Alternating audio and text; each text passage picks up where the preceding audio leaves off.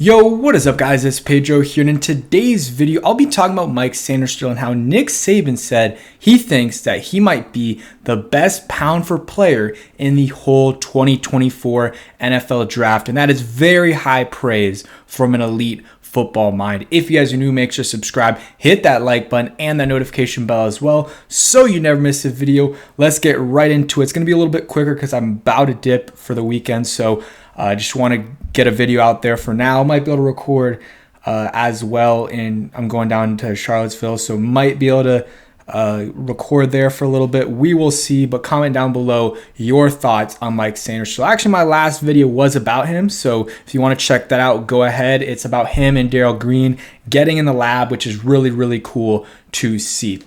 But let's talk about Mike Sanderstill a little bit, go over some of his information and his stats and what Nick Saban said. So we'll get into stats first.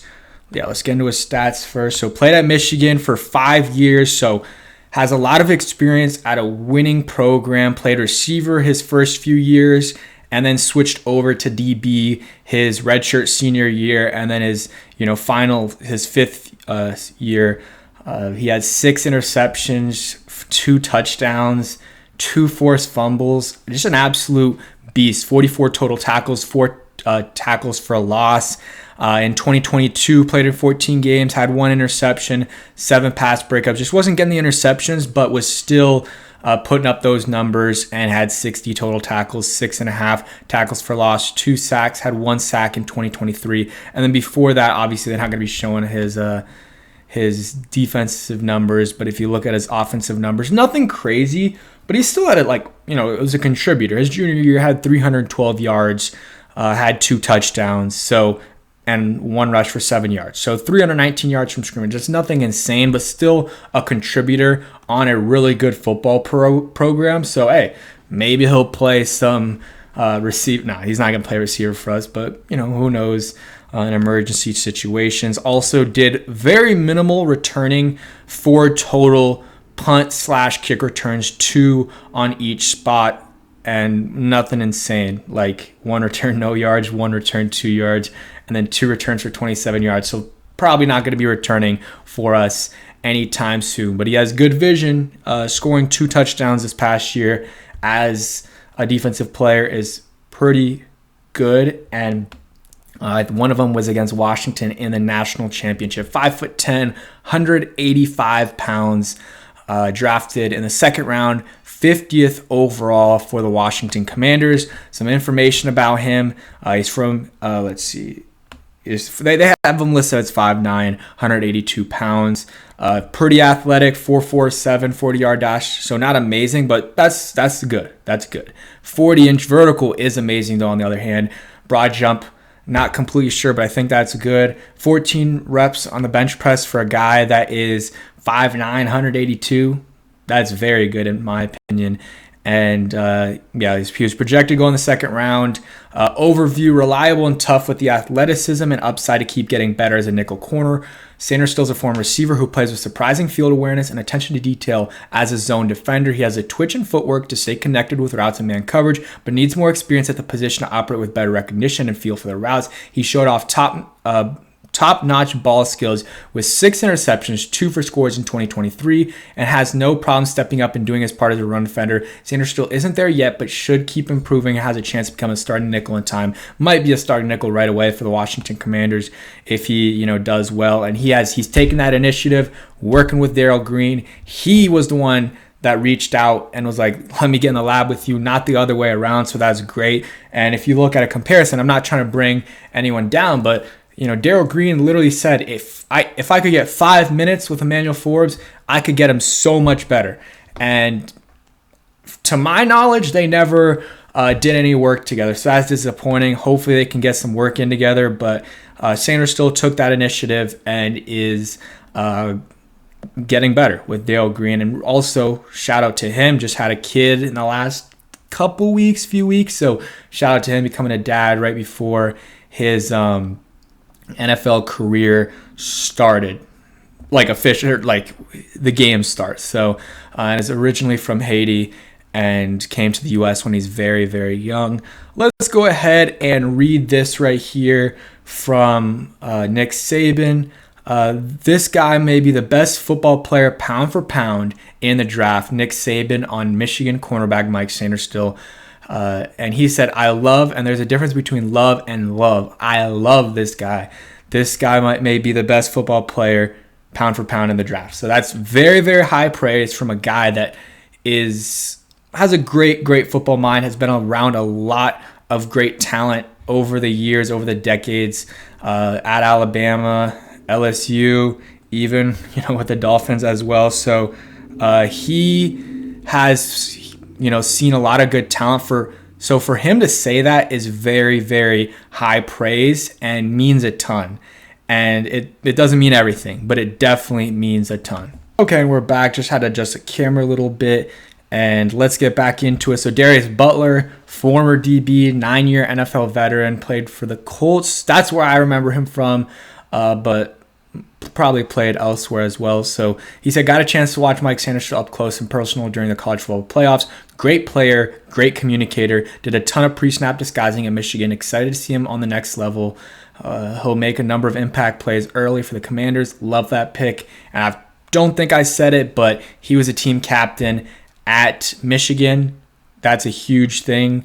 And most of the players they drafted this year, the Washington Commanders drafted, were captains. I believe Johnny Newton was a captain. I know Jaden Daniels was a captain.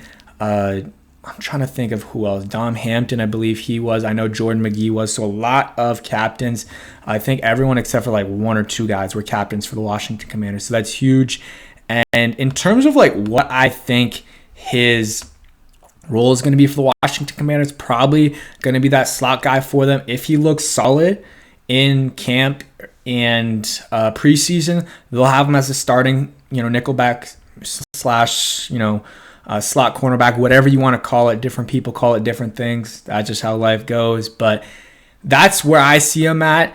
If he's not as ready as maybe some fans think he is, like maybe me, gonna call myself out there, then maybe they'll have him at maybe a split role at slot or maybe some other spots. Kind of like a lot of times I like to give the comparison of Cameron Curl, not of what I think they're gonna do, but maybe what their role is gonna be. So someone like Mike Sanderstill, he's gonna get PT regardless when he starts, when the season starts, because he was such a high pick, and as long as he looks fine, he's going to get PT. And Cam Curl, his rookie year, is a seventh round pick coming in.